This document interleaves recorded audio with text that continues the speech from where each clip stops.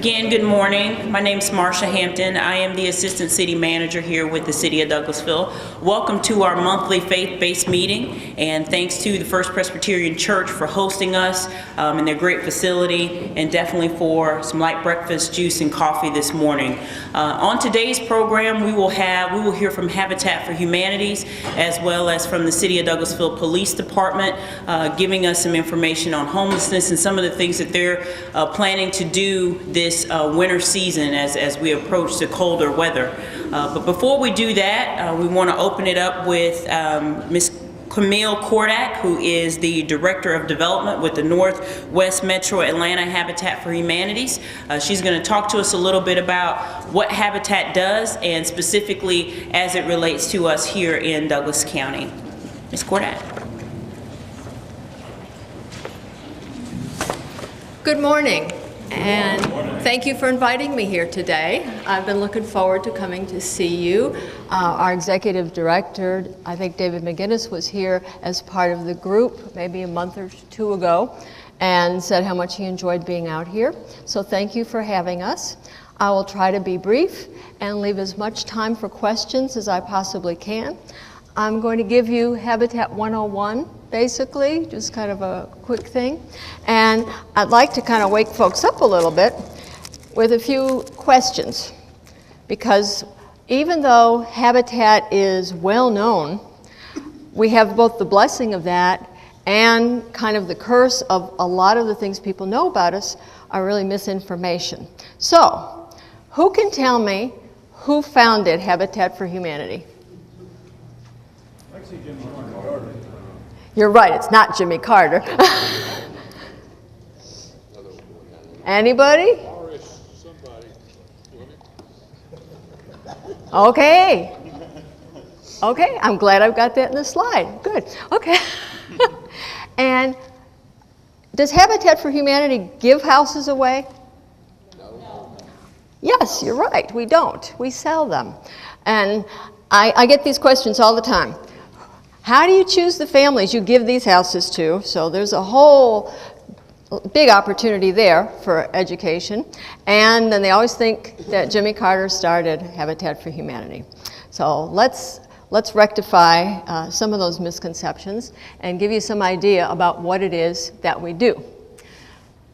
In 2012, Habitat for Humanity International decided that they wanted to update their vision and mission statement. And so this is the vision, a world where everyone has a decent place to live, and that's what we're all working toward. In terms of our mission, I love this mission statement. I just love it. I like it so much better than our old one. I can't even remember the old one anymore. Seeking to put God's love into action, Habitat for Humanity brings people together to build homes, communities, and hope. And I see that every day in the work that I do. I have been in the nonprofit sector virtually my whole career, almost 30 years. And I've enjoyed the work that I've done, but I have to tell you, this is the happiest job I have ever had. When you have a family come in and they're frustrated, they're trying to get ahead, they can't do it, they're working hard, and there's no way they're ever going to be able to have a safe, decent place to live. And they come in and find out about our program, and then you watch them work through the program and finally work on the house, build the house, purchase the house, and at dedication we celebrate that. They get, sort of the ritualistic giving of the keys and the blessing of the house. And to see the difference in the families, it's amazing. I could sit here and keep you here way longer than you want to be here, telling you stories about the life-changing event of being able to become a homeowner, what that means to people. Okay, we started in 1986 as Cobb Habitat for Humanity, and in 2008 we incorporated with Douglas Habitat and extended into Paulding County. So we changed our name at that point in time, and we're now called Northwest Metro Atlanta Habitat for Humanity. And we serve Cobb, Douglas, and Paulding counties. Because of the amount of time that we were just Cobb Habitat, because of need, because of a lot of different market factors, we continue to do most of our work in Cobb, and we're working very, very hard to do more in Douglas and eventually in Paulding. Habitat, as I said, is working towards a home where everyone has a decent place to live. We're a charitable organization, but not truly a charity. And one of our favorite sayings is, we want to give people a hand up, not a handout. If you give a person a fish, they eat that fish, they eat for that day. But if you teach them to fish, they can feed themselves forever. And that's pretty much the concept that we go along. This is sort of our three-pronged way of meeting our mission. We provide affordable homes, okay? We develop successful homeowners through smart living classes or living smart classes, and we strengthen communities by eliminating blighted property. It's not a great picture. You can see up at the top, it's kind of a burnt out hulk of a building. That's what was on that spot before the building that you see below it, that house, was actually built on that property.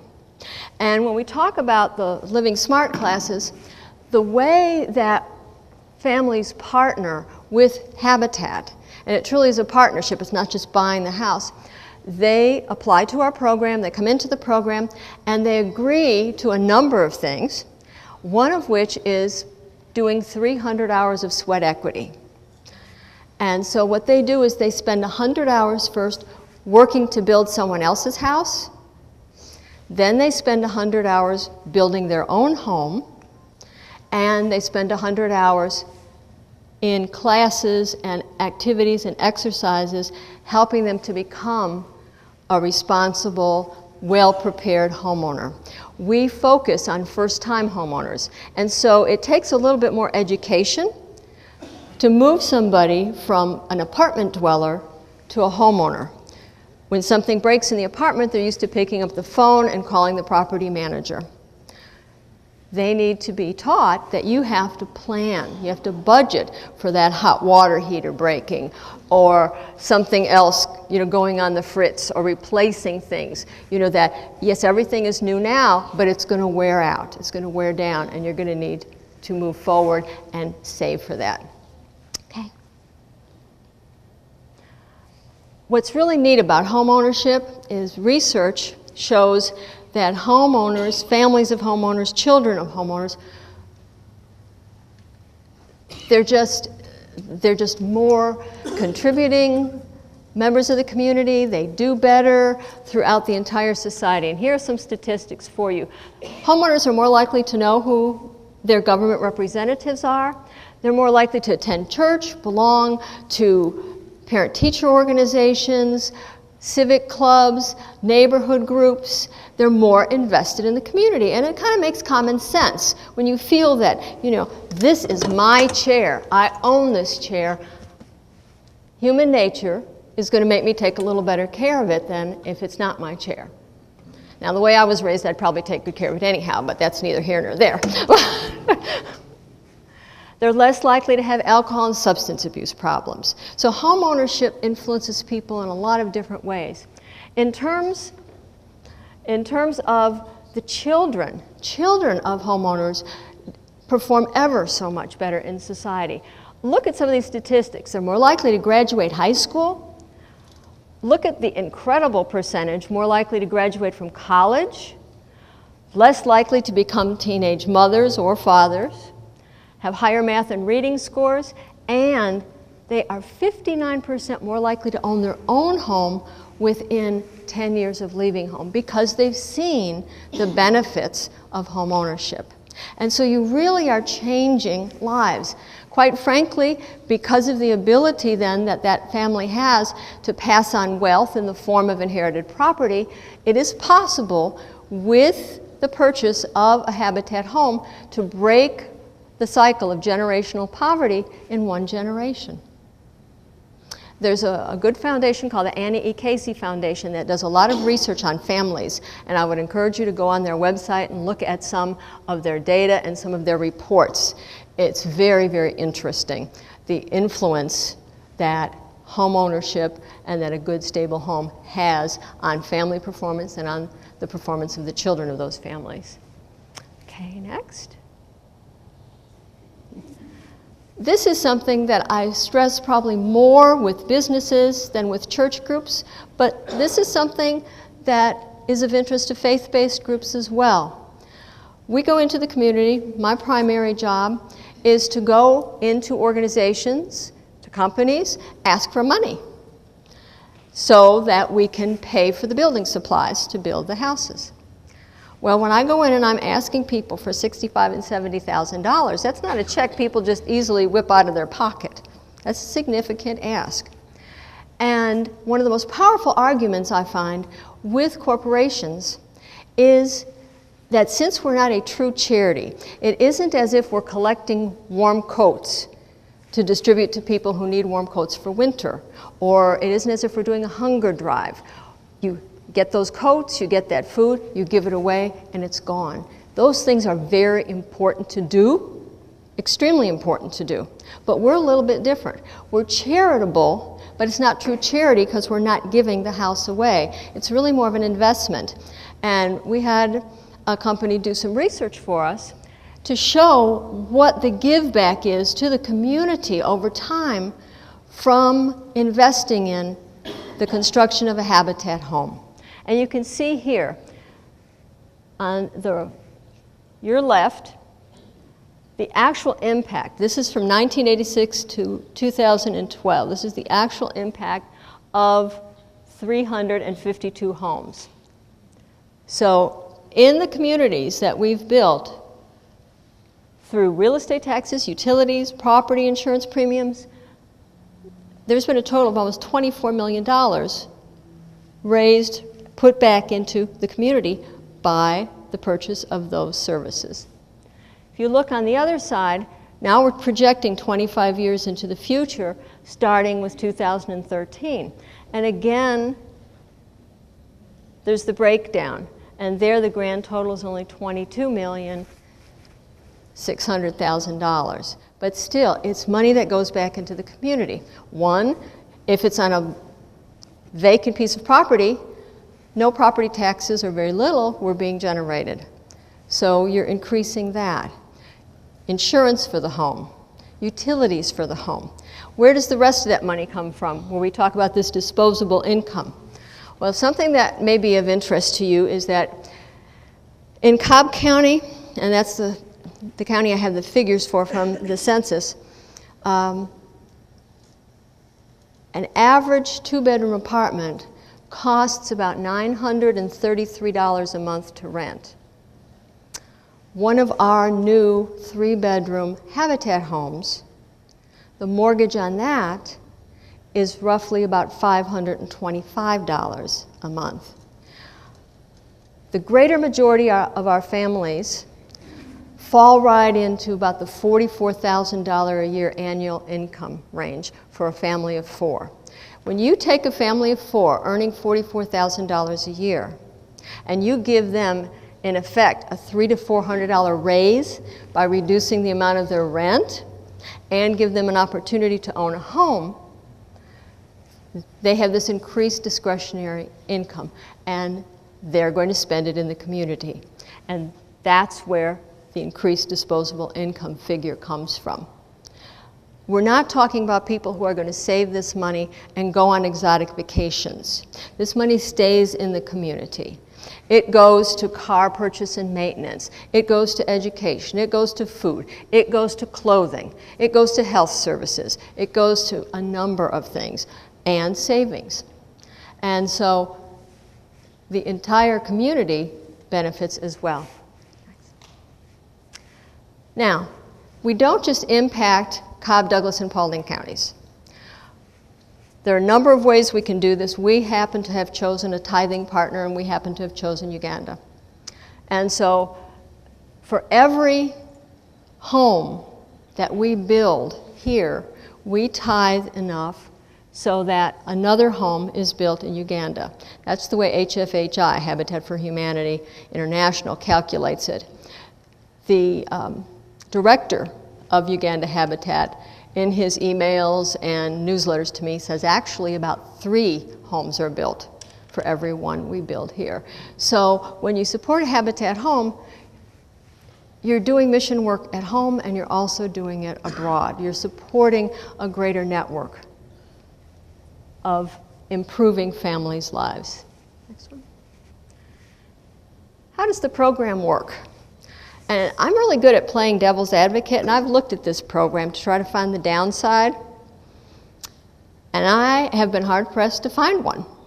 It's like every base has been covered, and I'm anxious to hear your questions because you're going to have questions, and your questions are going to be looking at those areas of, well, how is this taken care of, or how is that prevented, or how is this dealt with? And it is amazing to me that it's a win-win-win situation all the way around. Basically, and these figures have to be updated, we're finding land, as you might not be surprised to learn, really getting much more expensive over the last 6 months to a year. And our average house price is right around $105,000 at this point. We supply the land and get that land ready. Then we go out into the community to raise funds for what we call bricks and sticks, the building supplies. And so we have the sponsors, we have us, Habitat, and then we have the families. And so you see the sponsors provide building supplies, the volunteers, and they feed and water those people when they're out on the build on the days that they're out there building. And so those are the sponsors.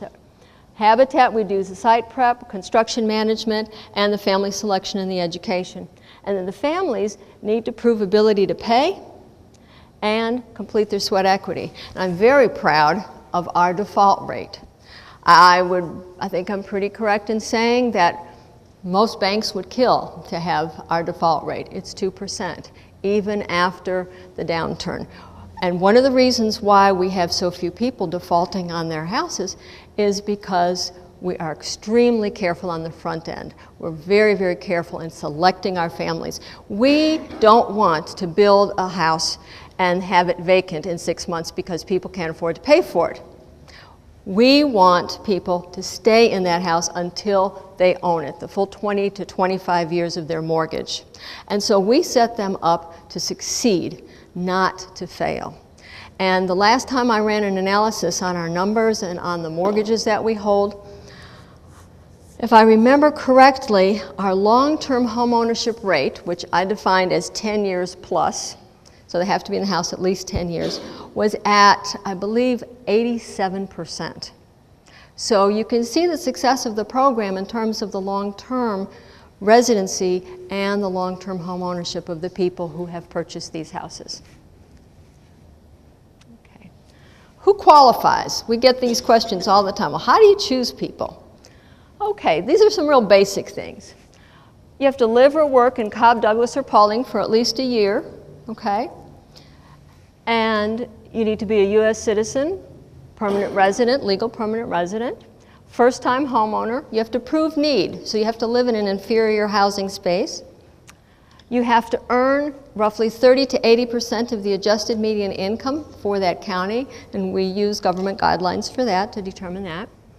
And then you have to be able to pay that mortgage. And you have to prove that. We have them do credit reports, credit scores, and sometimes we have somebody come in and they want to buy a house and they just aren't ready financially. Our family services people will work with them, sometimes a year, year and a half, and coach them on what they need to do to get themselves financially healthy. They'll come back and reapply and they may be accepted into the program. I will tell you right now, the need is incredible. It's the worst we've ever seen, and it's the first time in 28 years that we have closed our waiting list. It is temporarily closed until 2015 because there's no sense in getting people excited that they might be able to apply for a house. We have 450 people on a waiting list just to come to an applicant orientation meeting, just to come in, learn the real details, take a packet, and go away. And roughly When those people come, some will automatically self-select out. They're not going to want a partner. They come in thinking it's easier to get than it is. So we'll lose some people there. But for every 100 applications that are completed and that our family services people review, only about 3 of every 100 will be selected and approved. And they are selected by a volunteer family selection committee. They have to vote to accept them, and then once they're voted, that packet of information is sent to our board of directors, and the board of directors has to vote and approve it. So it's a very stringent process. Pastor? Something I'm really pleased about, and it's part of the HFHI, the Habitat for Humanity International national program called Veterans Build. We call it Houses for Heroes. We really got very, very involved with providing housing for veterans as well as average citizens in 2011 because of a bequest by a World War II Colonel Ashley Ivy, who left us a lot with the stipulation that we must build a house for a veteran on there. And that sort of kicked off our program. We have gotten a lot of support from the Home Depot Foundation for veterans builds. And in the last couple of years, we've probably housed, 10 or more veterans, most of whom have disabilities because of their military service.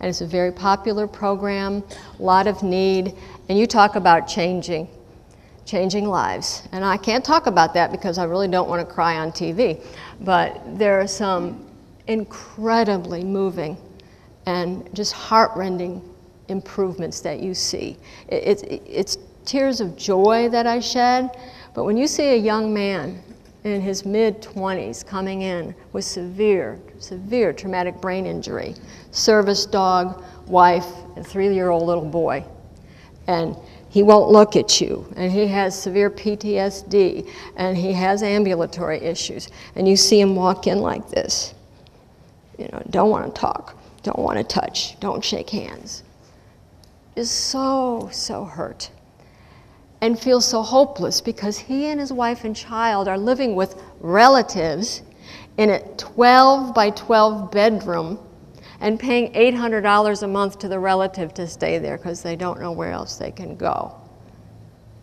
And they come in and they find out that they can qualify for a Habitat home. They didn't get a new home, they got a rehabbed home because it's a little cheaper. When he came in, he and his wife and his little son came in for their closing. He walks in, he's going to school at Kennesaw State, he's getting his degree, he walks in, he comes up to me, and I said, well, how are you, Jorge? And he says, oh, I'm fine. And he shakes my hand, just like you do, shakes my hand, cracks a joke. This is the guy that wouldn't even make eye contact, And I said, how are you today? I'm great. And I said, well, what's going on? Well, I'm here to get my house, And you see that change, that he's now got the confidence. He goes to school, he's studying something that's going to help him to support him and his family the rest of his life. He feels hopeful. His wife has also returned to school because they're not paying $800 a month anymore to their relative to stay in this one room. And she's gone back to school for nursing. I mean, this is going to make a huge difference to this family. And look at the price this young man paid in helping us.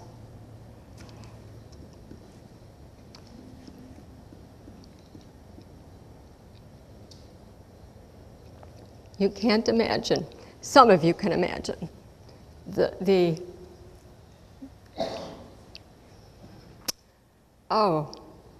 don't even know how to say it. The price that he paid.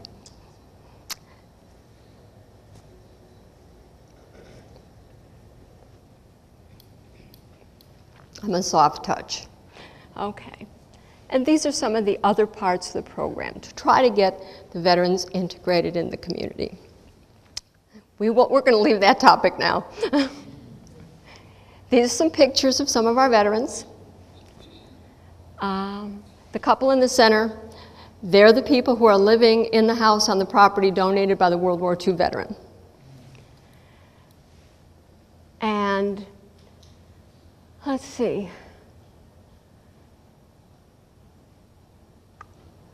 This is a single mom, disabled veteran with a disabled child. She's doing very well now. The lady saluting, that's a picture of her as a young woman and now. She's the sole caretaker of a severely disabled sister, both physically and mentally disabled. And she can now take care of her sister better. They were in an apartment that they had to go up 3 floors. This lady could barely come up the front walk, so now she's in a 1-story house. That's real helpful. I mean, it makes so much difference. The man on the end, he's a veteran. He's on a kidney transplant list. He has dialysis 3 times a week.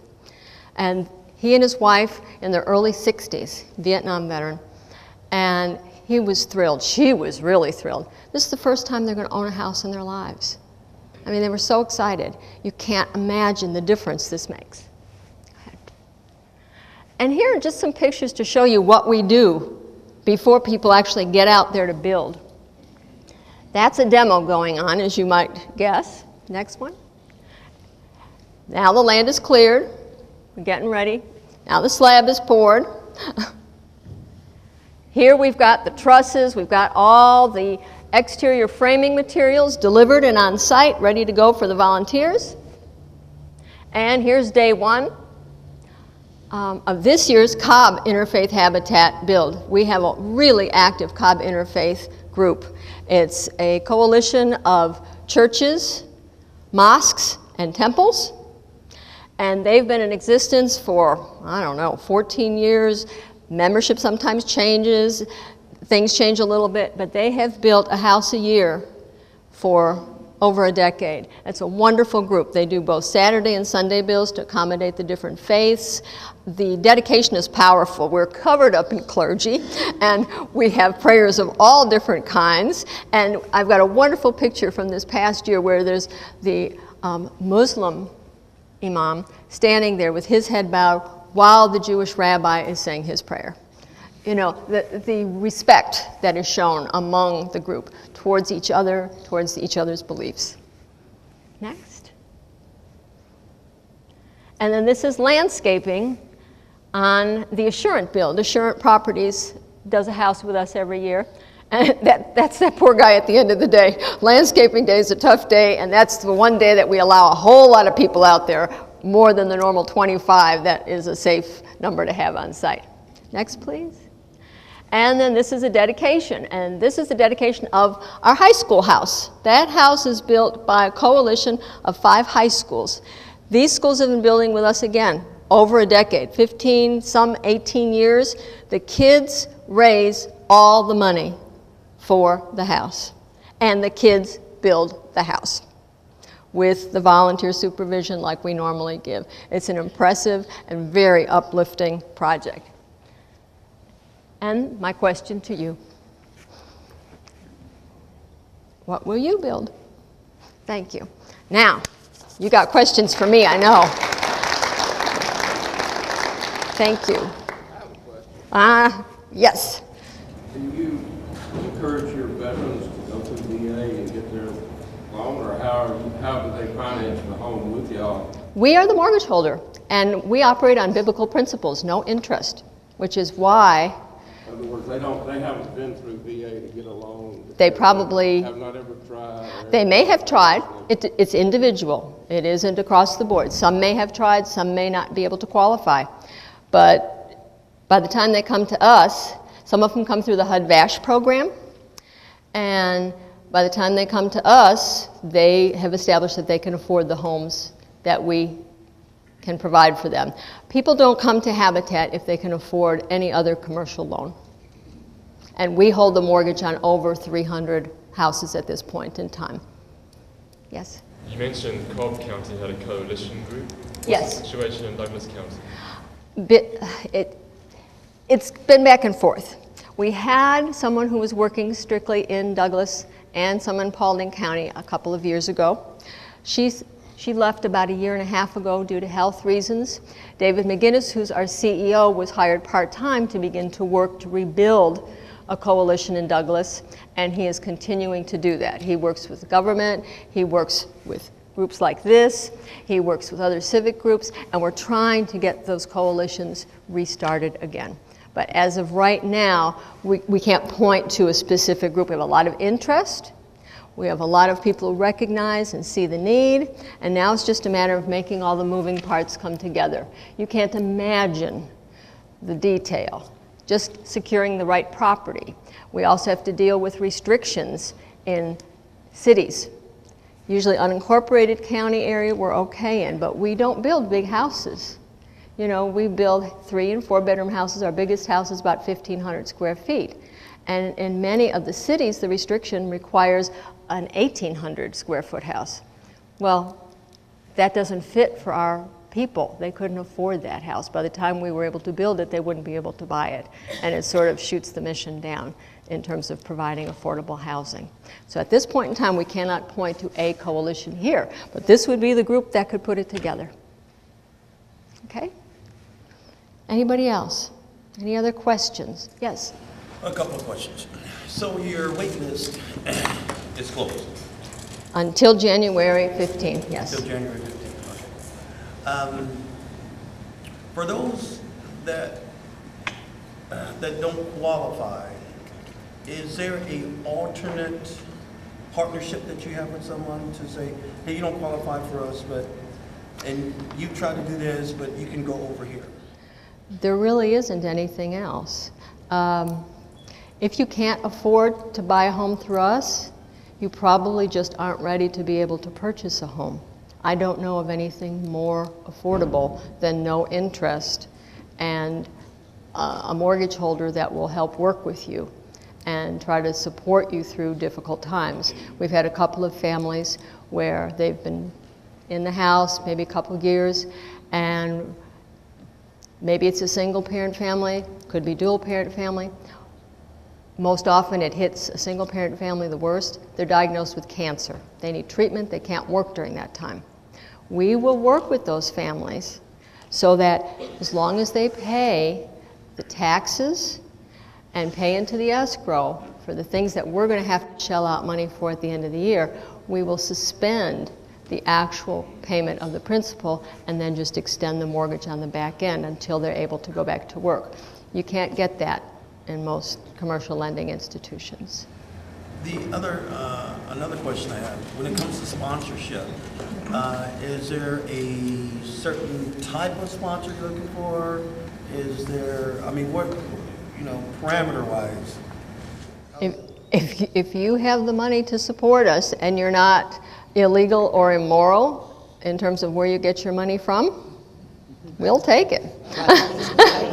Well, think about it. Think about it. I mean, there are certain gray areas that as an ecumenical Christian organization, we have to struggle with that. There are a couple of categories that we wrestle with, and we have to figure out how to handle that. Legal businesses, but do you want your name associated with this particular type of business? Okay?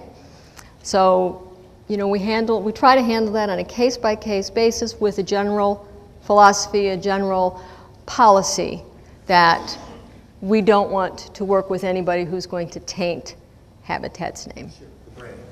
So when it comes to you not being a nonprofit, We are nonprofit. you are a nonprofit. Oh, so yes. there 501c3. Okay, so there are tax deductions. Oh, definitely. Okay. Definitely. I thought I heard something in the beginning about, I don't know, maybe my mind was going somewhere. No, we're a nonprofit. Come back, mine. Come back. Mine goes away like that, too. No, we're a nonprofit, and the donations are deductible from income tax or from corporate taxes to the full extent of the law. Okay. Sponsorship versus donation. Pretty much the same thing. Same in your okay. Pretty much the same thing. Sponsorship denotes a donation that specifically will be earmarked for a house, either a rehab or new construction. Some people just make a general donation. I had a gentleman send in a very nice, very generous check a few weeks ago, and I called him. I said, "What do you want this to go to?" "Oh, well, just the general build." And I said, you know, isn't there a particular one? Well, I thought our church was involved in that interfaith bill. I said, well, yes, you are. You know, I made sure what church he was a member of. And I said, would you want me to put it towards that church's part of the bill? Well, only if they're short. You know, I said, okay, but you, and they had already paid the amount they pledged, so they weren't short, but we credit it to that whole group and just earmarked so that they would know that this church was responsible for attracting this amount of money. Because it may surprise you, but I mean, churches are concerned about that too. You know, they want to make sure if we've worked hard to earn this money, to raise this money, then we want to make sure that we get credit for that and that we need to report back to our missions committee, to our members, and to be accountable. Any other questions? Oh, yes. Typically, how much does it take to build one of these houses? How much would the organization have to raise and stuff? Well, our sponsorship fees for for-profit organizations has been $65,000 since 2008. Our management team and the board has just started to discuss raising that because of the property going up. And we are considering raising it to $70,000, which when you think about how much everything else goes up, we have tried to keep the prices down in a number of ways, but there's only so much that we can do about that. I'm not sure if we're going to continue to have the differential between profit and for-profit. Usually the nonprofits, like the faith-based organizations, schools, get a $5,000 break. And I don't know what the board's going to decide about that. Yes? How long do y'all supervise them as long as they have the loan, and what kind of supervision do you give them? When can they sell the house? What can they do? Can they do anything to the house without your permission? Or Not really. you supervise and watch if there's one family and all of a sudden there's four? Oh, no. No.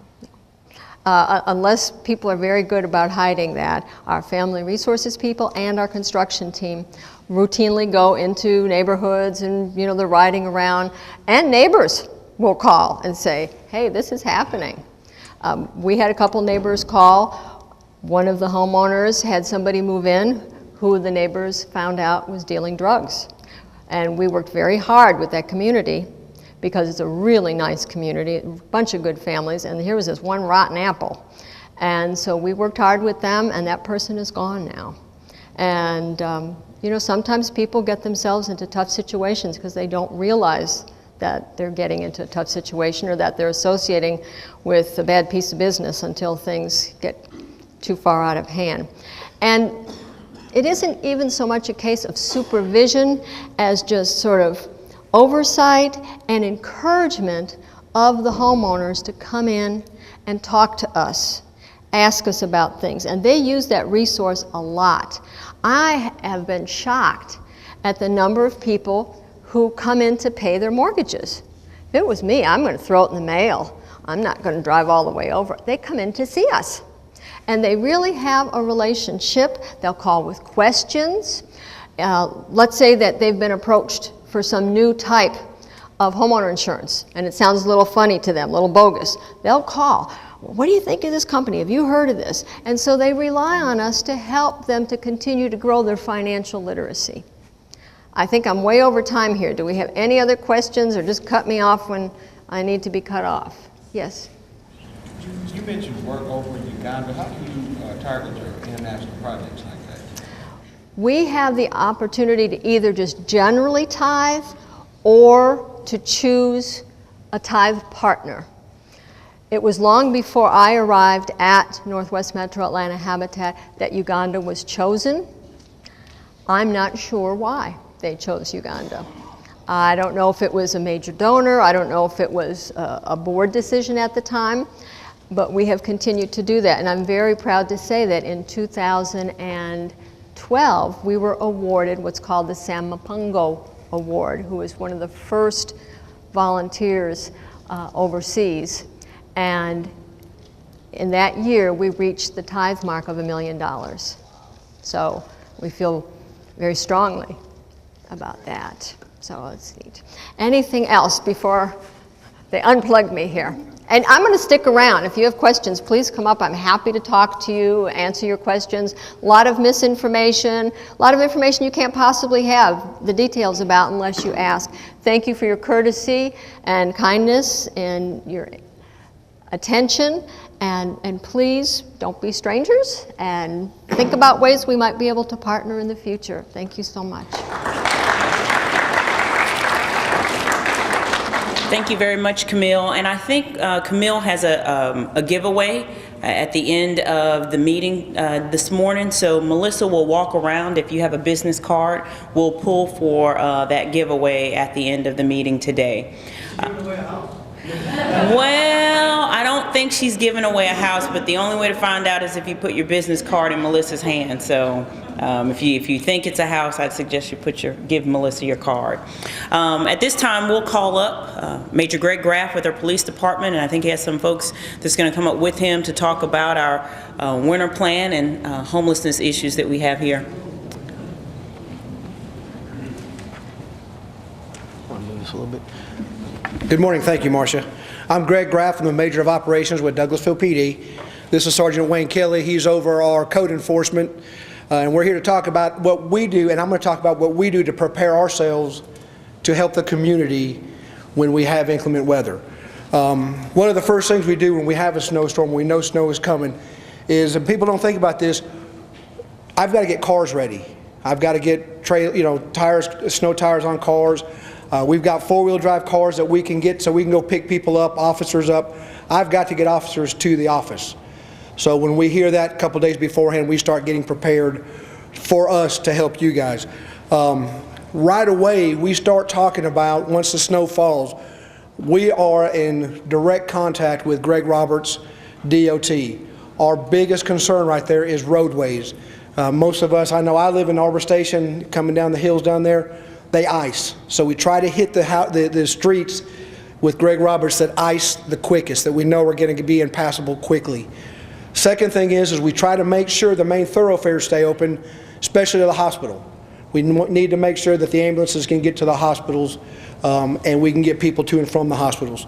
So that's real big. And I'm not going to talk in any general order, but that's one of our main ones. We also, during this whole time, we've also got to do calls for service. Last time when we had the snow, as everybody knows, that was kind of a unique situation. We had a ton of cars stuck on the roadways. We had cars off in ditches. We had women and children stuck in school buses at school. So that was kind of unique. But it's not unique in the sense that when we have snows, we have people slide off the roadways, and we've got to go get to them and get them off the roadways and get help to them. So we've got to answer calls for service as well as our domestics and things of that nature. We also have paid particular attention to our shut-ins, our elderly, our children. We try to get to them. If we know they need medicines, we try to make sure their roadways are clear. We can get to them to the hospitals to get the things we need or they need to survive.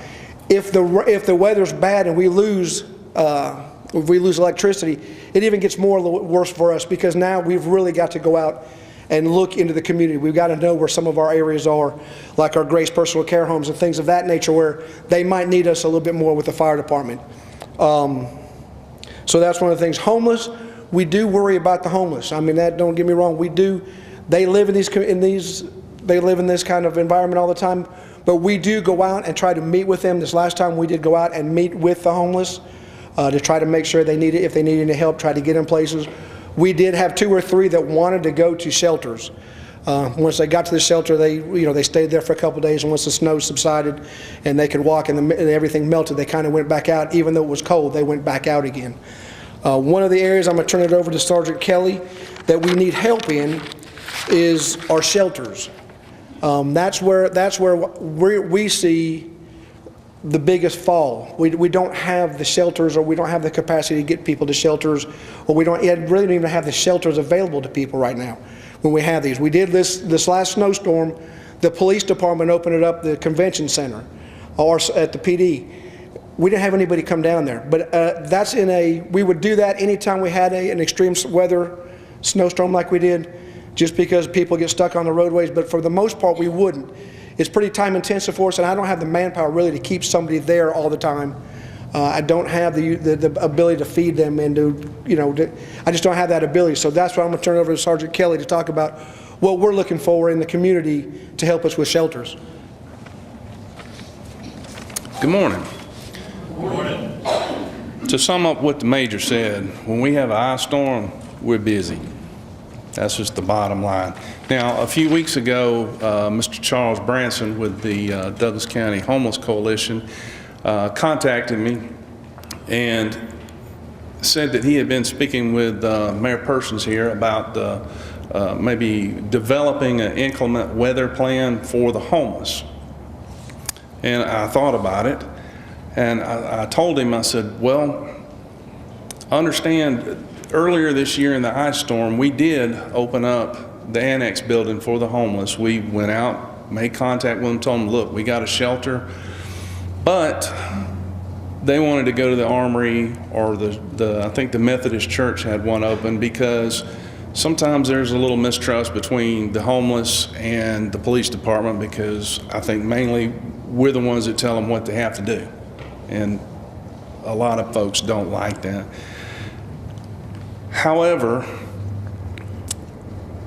I told him that we don't have the infrastructure to set up a shelter, really.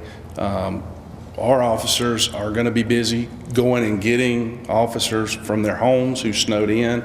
We have to import them in. And we don't have blankets, cots, food, none of that. However, we do have a group here that could help. And there needs to be more discussion on it about what we can do as a community for the homeless. If people would be willing to discuss it, one of the things that I had thought about is perhaps maybe picking a couple of places, churches geographically located that we could get homeless people to. Now these places, they would have to store some items to have on hand during when we have a crisis such as an ice storm. And that would include the blankets, the pillows, the food, water, just some basic necessities. Nothing on a permanent basis, but something to last us through whatever the time period. Now, Mr. Branson brought up a point, when would we implement this? That is something that would have to be developed by the committee. Perhaps when it reaches, say for instance, 15 degrees outside, that's when we put this into action. I do believe firmly that what we need is organization, and there would need to be someone, a focal point, who we could feed up information to and could feed information back down to avoid confusion. And we would be willing to discuss this if there's an interest in it. So what I would suggest is we could get with Mr. Branson, has contacts. Anybody else can get with myself or Mr. Branson, and let's see if we can develop a dialogue, see if we can develop a plan that we can put into action when we have inclement weather.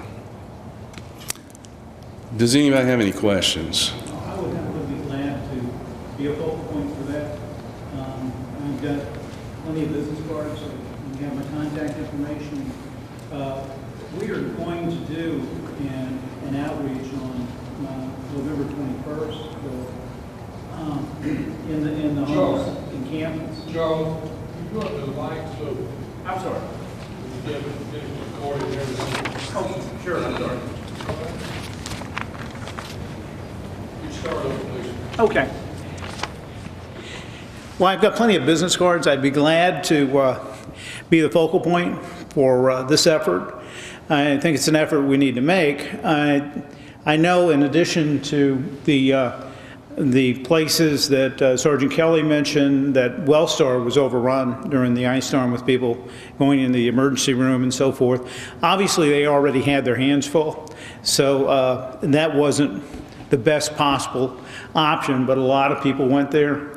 So if we can get out there and get the word to the community well in advance that this is what's going to be available, I think we can be a lot more effective, and the homeless community's going to file that away, and they're more likely to show up and let us help them. You know, we can only learn by doing, but offering that I think would make a huge difference. We're going to do an outreach on November 21st with the assistance of the United Way, and we're going to go into certain new encampments and places where we know homeless people are, and if we've got some sort of information by then or something to tell them, that timing would be great to get that out there.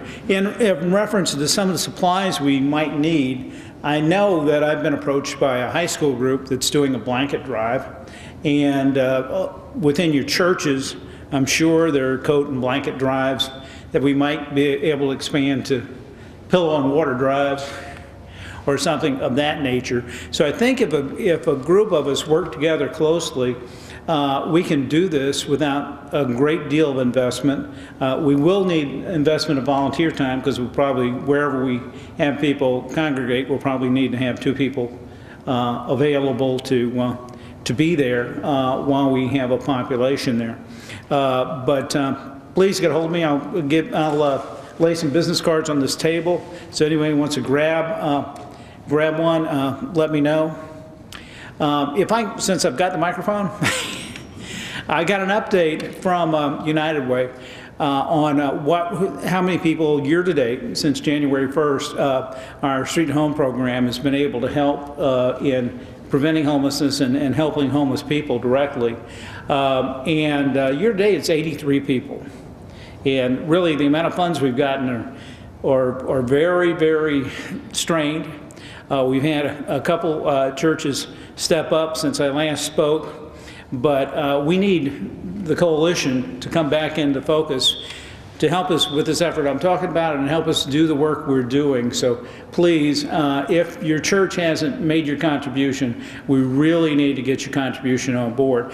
I was at the Atlanta Regional Commission on Homeless meeting yesterday and heard some very good news. Does anybody know a gentleman by the name of Jimmy U. Evans? He's worked in Douglas County before, I believe, with some of the churches. He is with an organization called Project Community Connections Incorporated.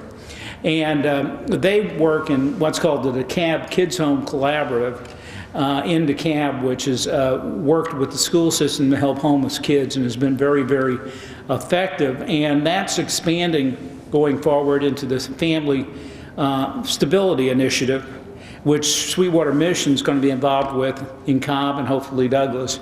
Darlene Duke is here with Sweetwater Mission and doing great work for family stability. And I'm trying to get that effort into Douglas County. And Mr. Osborne's looking at his watch, I think.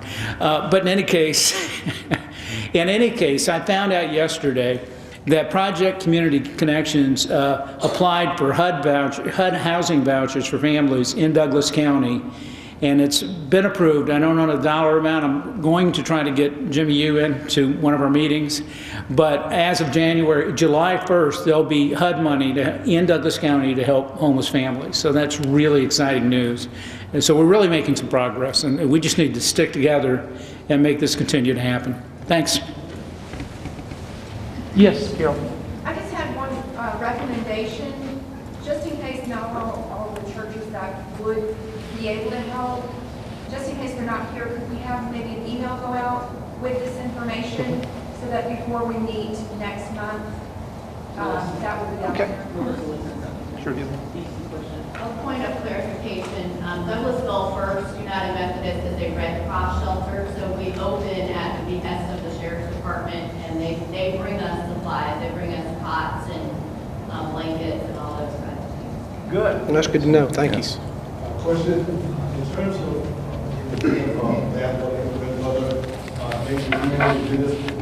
have strategic facilities moving? In other words, we got people coming from the east, west, north, and south. I'm just thinking that I'll probably minimize some of the traffic, people trying to get into the city, so to speak. We don't. We had, last time we had the Armory opened up and First United Methodist, and then we opened ours. And again, that was, was pretty severe. But that would be helpful, especially with, again, if we have power goes out and people don't have heat. We need to get people, into shelters so that they can be warm and eat. Is there communication capability so that places that don't actually house people can say, hey, we need food for X number of people at this location? That's something we need to do. Get it over there to them. I mean, I don't know if the power's out, whether you beat drums to make that happen, but I mean, is there some way we can talk to one another? Well, that's what we were talking about, structuring it. Yeah, we can create that. And we can create that. Yeah. Okay. That'd be helpful. Yes, ma'am. I'd like to make a suggestion, if you could consider it. Is it possible to establish something, a sand station within a community? I know I live over Chapel Hill area, and the street is very hilly. And I only remember to put a bag of sand in my car when I'm stuck. So if it's possible at all, at certain times of the year, during the winter time, that a sand station be established in a community, whether it's a giant barrel of sand, a small shovel. We'd have to take a look at that. I know our road department has that, and as does the DOT, they have that. And they try to set it out early and try to get out early before it hits. This last time we couldn't, but we've talked about with Greg Roberts and his people about getting out, getting sand, and then pre-treating the roadways before.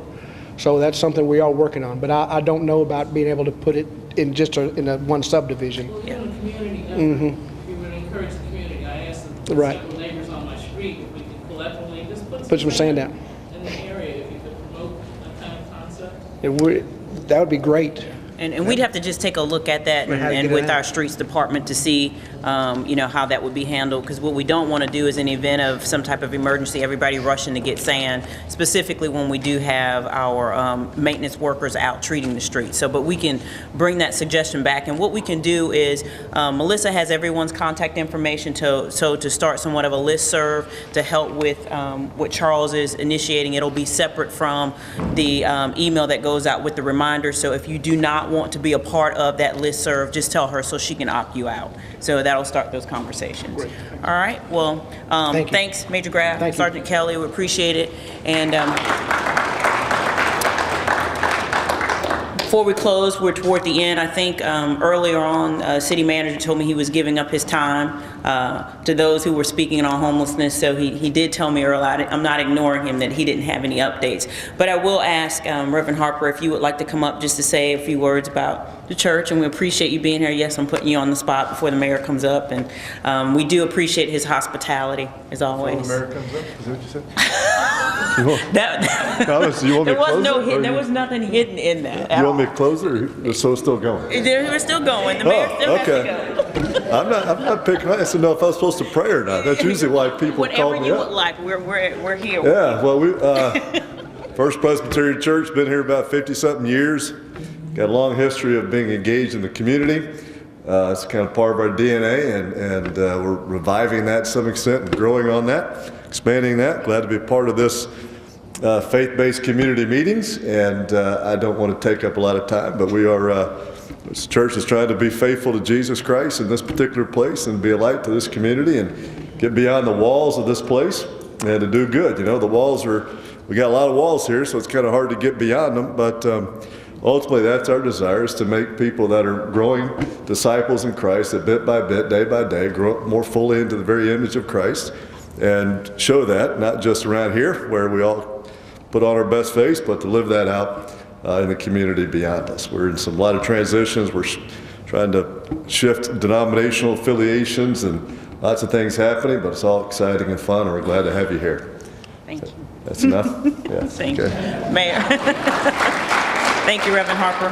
Mayor, it's your turn. One thing while the mayor's coming up, you do have a card that's an invitation to you from our Parks and Recreation Director. He's inviting you out to join for the Pastors Masters over at West Pine. So Gabe's, who will be relocating downtown, is actually serving a meal. So if you would like to be a part of that, it's at 2:30 and there's a card on the table. Thank you, Marcia. And I do appreciate the city manager as well as Reverend Harper yielding their time to me. So that gives me extra time. Is that right, Marcia? Easy there. I will be very brief, but first of all, I'd like to thank Reverend Harper and his staff here at First Presbyterian for certainly hosting our meeting and being very gracious with their hospitality, and thank you very much. One thing that, well, before I start, and is Ms. Kordak, thank you for being here with Habitat, and then thank each and every one of you for being here. We have a good crowd this morning, and if you look around at the crowd, you see a very diverse crowd. And when I say diverse, from many different groups and organizations. We have the faith-based, which is certainly what this is a faith-based meeting, but we have many, many other groups. You see, we have law enforcement, we have our district attorney here, we have our representatives from school, we have civic, social organizations. We have a large representation of people within our community. But what's the common thread?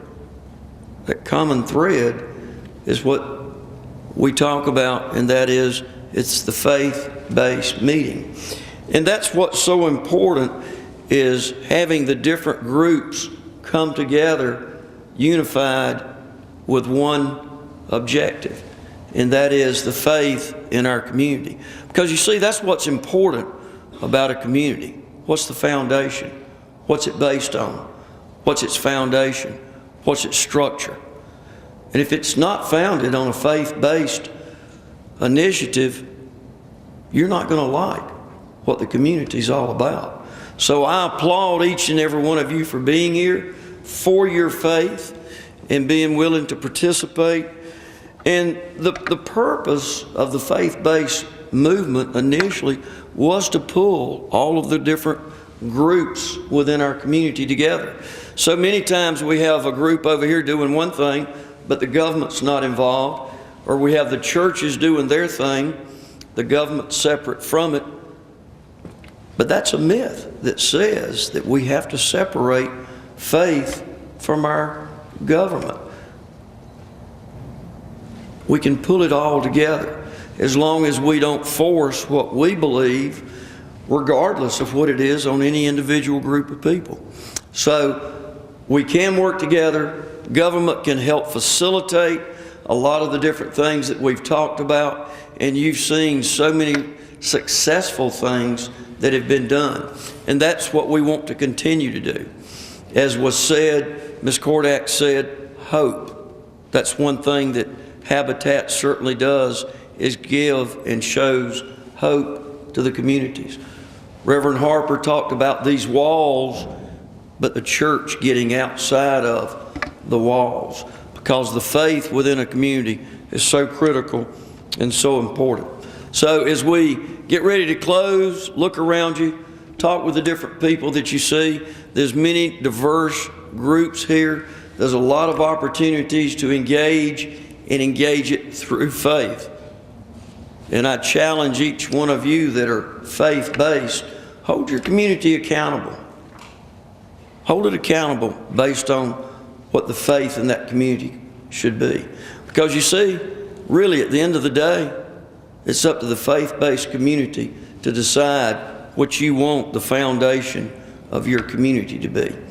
And then government can work with you to facilitate so that we have the type of community that each and every one of us wants. So, as we get ready to close, I believe, Marcia, our next meeting is at Church at Chapel Hill. It is on November 20th. November the 20th. And we'll have a representative there from DFACS that will give you a lot of information as it relates to DFACS, children in our community. Come, listen to that. And then I believe Families of Recovery will also be there on the program. So come, see what they have to say. And as we get ready to close, I'm going to ask my good friend, Reverend Bob Wiley, if he would come up and close us in prayer. I've known Reverend Wiley now I know he doesn't look old enough, but what, Bob, better part of about 30, 35 years? Yes, sir. So, Bob, if you'll close us in prayer, please. 1980. That's when we first met you. My good, that's been a while. Some of us are getting older. This has been a great day. Thank you. You expanded my mind into an area that I don't think we're doing enough as churches to be part of it. Give me one moment. I think that the biggest need of all from church life is to get outside your building. Get outside, because that's where the people are that need ministry from the Lord. And we're His people. Let's pray together. Father, I thank you for this meeting. I thank you for the leaders that bring it together. For those of us who are in churches, Lord, we need to be challenged. We need to find ways to get beyond what we cannot afford, what we cannot see the results in. But Lord, help us to be engaged in the community where people are that you love and you want them to be nursed and you want them to be won and to come to know Christ in a relationship with Him. But Father, we have to love people more than words saying we love you. We have to show love that they might know that they are loved, dearly loved by ourselves and our churches and our ministries. Father, I thank you for each and every one that's here today. May we go outside today knowing that we have been challenged, and may we live up to the challenge. In Jesus' name, amen.